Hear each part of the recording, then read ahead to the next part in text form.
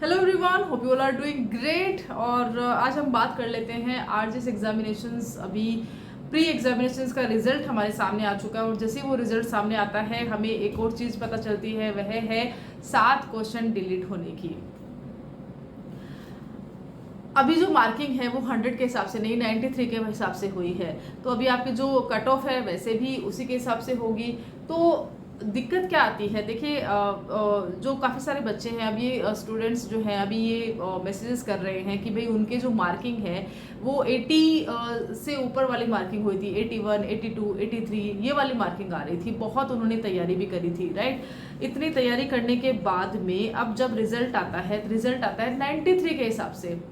अब उन स्टूडेंट्स को दिक्कत क्यों होती है, क्योंकि यहाँ पे 7 क्वेश्चन डिलीट हो जाते हैं। 7 क्वेश्चन डिलीट होते हैं तो वहाँ पे जो मार्किंग हो रही थी ना, मान के चलो बच्चों की उन 7 क्वेश्चन में से हो रही थी। और जब कट ऑफ सामने आती है तो कट ऑफ आती है 78, ठीक है। और बाकी कैटेगरी के हिसाब से भी आती है। तो बहुत सारे बच्चे ऐसे हैं जो अपनी कैटेगरी में भी उस मार्किंग की वजह से इशू में आ गए हैं। किसी के 78 से नीचे बन गए हैं, किसी कोई अपनी अगर ओबीसी कैटेगरी है तो वहाँ पर उनके 70 के आसपास आ चुके हैं। अलग अलग कैटेगरी में अलग अलग बच्चों को इफेक्ट हुआ है, ठीक है। ये चीज़ हुई है। अब जैसे ही ये कैटेगरी में आ जाते हैं तो आप मान के चलो कि कितने सारे बच्चे हैं, कितने सारे स्टूडेंट्स कैंडिडेट्स हैं जिन्होंने की इतनी मेहनत करी है, इतना उन्होंने इतना मतलब 80% मार्क्स तक वो गए हैं आरजीएस एग्जामिनेशंस में, जहाँ पर कि इतने सारे लॉज पूछे जाते हैं। ऑल्दो इस बार इतने सारे लॉज ऐड भी हुए थे, हिंदी इंग्लिश होती है, इतना सारा एक सिलेबस कंप्लीट करने के बाद वो बच्चे 80% तक जाते हैं, लेकिन फिर भी वो क्वालिफाइड नहीं है। अब इनमें से कई सारे स्टूडेंट ऐसे भी हैं जो कि अगले 2 साल 1 साल जो किसी भी सिविल जज एग्जामिनेशन को नहीं फाइट कर सकते हैं। रीज़न कि अभी उनके पास में 3 साल की मैंडेटरी जो प्रैक्टिस होती है वो नहीं है। ये मैं क्यों कह रही हूँ, क्योंकि अगर आपको हम सब जानते हैं कि सुप्रीम कोर्ट ऑफ इंडिया ने हाल ही में एक जजमेंट पास किया था, जहाँ पर कि उन्होंने ऑल ओवर इंडिया के जितने भी स्टेट्स हैं जहाँ पर कि सिविल जज एग्जामिनेशन होता है उनके लिए सेम एलिजिबिलिटी रख दी। वो है कि जो भी सिविल जज एग्जामिनेशन के नोटिफिकेशन को फिल करता है, नोटिफिकेशन आता है, फॉर्म फिल करते हैं, वहाँ पर उनके सामने एक एलिजिबिलिटी रहेगी, लॉ की डिग्री प्लस 3 साल की आपके पास में रजिस्ट्रेशन होना चाहिए, ठीक है, लॉ की डिग्री के साथ में। अब यहाँ जैसे ये आता है तो बड़ी मुश्किल हो जाती है, रिट लगने लग जाती है कि भाई हमने तो, हमारे पास तो नहीं है लेकिन हमने फॉर्म फिल कर रखा है, हमने कोचिंग कर रखी है, हमने 1 साल यहाँ पे दिया है, इस तरह की आती है। तो सुप्रीम कोर्ट ऑफ इंडिया इस चीज़ को समझती है, रिलीफ देती है।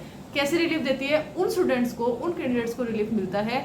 मान के चलिए कि जैसे जब ये जजमेंट हमारे सामने आया था उस समय 2-3 जुडिशरी के फॉर्म निकल चुके थे, 2-3 जुडिशरी के फॉर्म फिल हो चुके थे, प्रीलिम्स की डेट आने वाली थी या किसी की प्रीलिम्स की डेट आ चुकी थी। ऐसी कंडीशन में जब सिचुएशन आई थी तो वहाँ पे सुप्रीम कोर्ट ऑफ इंडिया ने बोला था कि ठीक है, जो इस बार के जो स्टूडेंट्स हैं उनको कोई दिक्कत नहीं है, वो लोग इस बार तो फॉर्म फिल कर सकते हैं, जिन्होंने फॉर्म फिल कर दिया वो एग्जामिनेशन दे सकते हैं, वो मेंस दे सकते हैं, वो इंटरव्यू दे सकते हैं, एज एन अ सिविल जज वो रिक्रूट होके आ भी सकते हैं। लेकिन अब जो जजमेंट के बाद में, मान के चलिए जुलाई में अगर जजमेंट आता है तो अगस्त में अगर फॉर्म फिल किसी के फॉर्म निकले हैं तो उनके लिए 3 साल जो मैंडेटरी कर दिया गया है।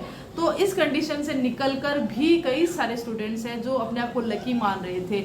हो सकता है कई सारे स्टूडेंट्स अब भी लकी हैं, लेकिन किसी के साथ ये इम्पॉसिबल हो चुका है कि भाई अब वो 2 साल 1 साल 3 साल जितना भी है उनको वेट करना पड़ेगा, राइट। अब मैं यहाँ पे बात कर रही हूँ कि एक क्वेश्चन आता है मेरे सामने कि क्या हमें रिट फाइल करनी चाहिए या नहीं चाहिए। तो इसके बारे में भी मैं बात करूँगी। एज एन एडवोकेट मैं आपको क्या राय दे सकती हूँ, मेरी क्या राय हो सकती है, इसमें मेरा क्या पॉइंट ऑफ व्यू हो सकता है, वो मैं आप सभी के साथ में शेयर करूँगी डेफिनेटली। और एकदम ऑथेंटिक बताऊँगी कि क्या आपको करना चाहिए या क्या नहीं करना चाहिए, क्योंकि रिट को लेकर भी बोलते हैं ना कि एक चिंता का विषय हो जाता है।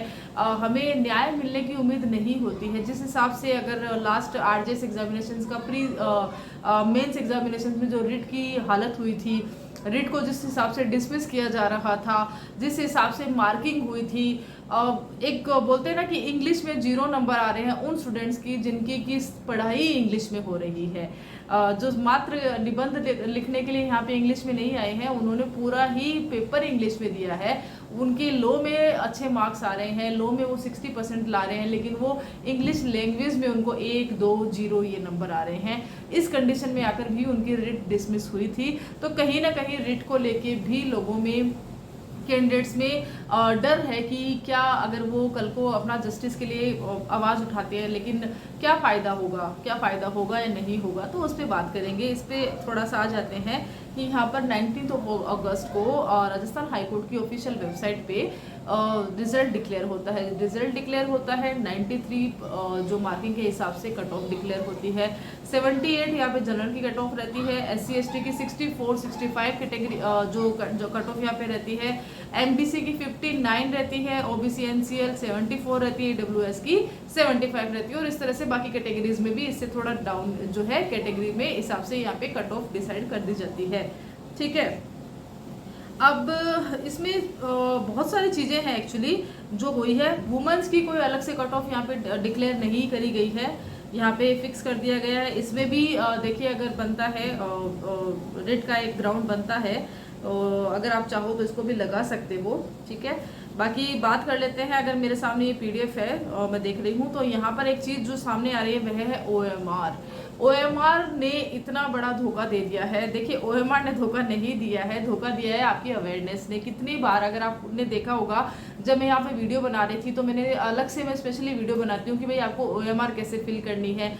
आप अगर मेरे वीडियोस को देखते हैं तो आपको पता चला होगा कि मैं OMR को लेके काफ़ी सारी वीडियोस बनाती हूँ, क्योंकि कहीं ना कहीं सिलेबस का ही एक हिस्सा होती है हमारी OMR अपने आप में बहुत इंपॉर्टेंट होती है। उसको किस तरह से हमें पता है कि बबल्स कैसे फिल करने होते हैं, कैसे फिल नहीं करने होते हैं, लेकिन फिर भी यहाँ पे 300 से ज़्यादा स्टूडेंट्स, उनकी OMR सही नहीं होने से, OMR में उन्होंने गलती करी है, इस वजह से उनकी कॉपी तक नहीं जांची गई है। आपने रोल नंबर गलत कर दिए, आपने अपना जो बुकलेट सीरीज नंबर है वो आपने सही नहीं किया है, आपने वाइटनर का यूज़ किया है, आपने वहाँ पे काटापिटी करी है, आपने डबल गोले भर दिए हैं, आपने गोला सही नहीं भरा है, इस तरह की चीज़ें हुई है। तो मान के चलिए यहाँ पे 239 जो लोग हैं उन्होंने, तो मान के चलिए उनकी चेकिंग नहीं हुई है। रीज़न कि उन्होंने रोल नंबर तक सही नहीं लिखा है। अपना रोल नंबर लिखना बहुत बेसिक चीज़ होती है, उसको 2 बार चेक करो, 3 बार चेक करो, लेकिन उसको सही लिखो। आपने पूरी OMR में पूरा अच्छे से पढ़ाई करके आपने साल भर की मेहनत आपने उसमें लगा दी है, आप उसमें 70-80% लेकर आ रहे हैं, लेकिन आपके OMR को जांचा तक नहीं जा रहा है। कितना खराब लगता है। तो OMR को भी अपने आप में सीरियस समझना बहुत ज़रूरी है। अभी RPSC JLO के एग्जामिनेशन होने वाले हैं, उसके भी फॉर्म आए हैं, उसके भी एग्ज़ाम होंगे। RPSC के कितने रूल्स रेगुलेशंस हैं OMR के रिगार्डिंग। आपको अगर थोड़ा सा भी है कि हाँ मुझे ये चीज़ नहीं पता है, तो आप जाके मेरे वीडियोस चेक कर सकते हैं। डेफिनेटली आपको यहाँ पे बहुत ज़्यादा बेनिफिट होने वाला है, क्योंकि मैंने डिटेल में बता के रखा है किस तरह से 5th ऑप्शन को आपको फिल करना है, किस तरह से आपको OMR यहाँ पे फिल करनी है, वो हर एक चीज़ मैंने यहाँ पे बता के रखा है। तो OMR के रिगार्डिंग काफ़ी सारी चीज़ें यहाँ पर आई है। यस, तो RJS का यही है। अब बात कर लेते हैं कि हमें रिट फाइल करनी चाहिए कि नहीं करनी चाहिए। राइट। तो देखिए, एज एन एडवोकेट मेरा यही एडवाइस रहती है कि बिल्कुल डेफिनेटली आपका मौलिक अधिकार है, आपका संवैधानिक अधिकार है रिट फाइल करना। आर्टिकल 226 में आप जो है हाई कोर्ट में जाके अपने राइट्स मांग सकते हैं, आप प्रेयर कर सकते हैं कोर्ट के सामने। आपने ये फॉर्म फिल किया है, इस नोटिफिकेशन को आप क्लेम कर सकते हैं, इस क्वेश्चन डिलीट को आप क्लेम कर सकते हैं। यहाँ पे बहुत सारी चीज़ें हैं जो आप क्लेम में कर सकते हैं, बिना ये सोचे कि इस पहले पास्ट में क्या हुआ था, अब क्या हुआ, इसका कुछ होगा नहीं होगा, मेरा समय खराब होगा, ऐसा मत सोचिए। अगर आपके साथ में गलत हुआ है तो आवाज़ उठाओ। आवाज़ उठाने के लिए ही यहाँ पे कोर्ट्स होती है। कोर्ट्स में रिट लगती है, किस लिए लगती है? ताकि आप अपने अधिकारों को जानें, अपने अधिकारों के लिए लड़ाई करें। ठीक है, तो डेफिनेटली अगर आपको लगता है कि रिट आपको लगानी चाहिए, आपके यहाँ पे 1-2 मार्क की वजह से दिक्कत आई है, आपके कुछ बच्चे तो ऐसे जो 1 मार्क से रहे हैं, मान के चलिए 78, अगर किसी जनरल कैटेगरी में है 78 कट ऑफ गई है, उनका 75 बना है। अब 7 क्वेश्चन में आए तो 7 क्वेश्चन डिलीट करा है, उसमें किसकी गलती है? इसकी जिम्मेदारी कौन लेगा? कौन है कंडक्टिंग बॉडी? कौन है? क्या कैंडिडेट यहाँ की कंडक्टिंग बॉडी है, या तो फिर हाईकोर्ट यहाँ कंडक्टिंग बॉडी है? कौन जवाब देगा? और अगर जवाब दे रहे हैं तो यहाँ पर आपकी प्रेयर में आपको पता होना चाहिए ना कि भाई आपकी प्रेयर क्या है, आपके ग्राउंड्स क्या है। बहुत सारी चीज़ें रहेगी। आप अपने एडवोकेट्स के साथ बैठिए, आप मुझसे संपर्क कर सकते हैं, आप मुझसे सपोर्ट ले सकते हैं, मैं आपको यहाँ पे सलाह दूंगी, मैं आपका यहाँ पे सपोर्ट करूंगी। लेकिन डेफिनेटली आपको यहाँ पे रिट फाइल करनी चाहिए, अपने अधिकारों के लिए लड़ना चाहिए। तो ये तो था आरजेएस के रिगार्डिंग एक ओवरव्यू वीडियो, जहाँ पर कि मैंने बताया कि काफ़ी सारे बच्चे हैं जिनकी हो रहा है कि भाई 93 मार्किंग के हिसाब से हुआ है, 7 क्वेश्चन डिलीट होने से उनको काफ़ी दिक्कत आई है, लेकिन अभी वो रिट फाइल करे कि नहीं करे।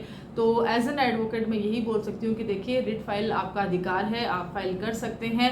रिट को एंटरटेन करना, उसको सुनना, उसको नहीं सुनना, उसमें आगे वर्क करना नहीं करना, ये सारा काम आगे हमारी माननीय हाईकोर्ट का काम रहता है। लेकिन ये काम कि भाई रिट लगाना ये आपका अधिकार है, इसको आप कोई भी आपसे नहीं छीन सकता है। तो डेफिनेटली अगर आपको लगता है कि आपके अधिकारों के ऊपर ये चीज़ आई है, आप रिट लगा सकते हैं। होपफुली ये वीडियो आपको अच्छा लगा होगा, और अगर अच्छा लगता है तो वीडियो को लाइक कर सकते हैं, चैनल को सब्सक्राइब कर सकते हैं। Till then, thank you so much.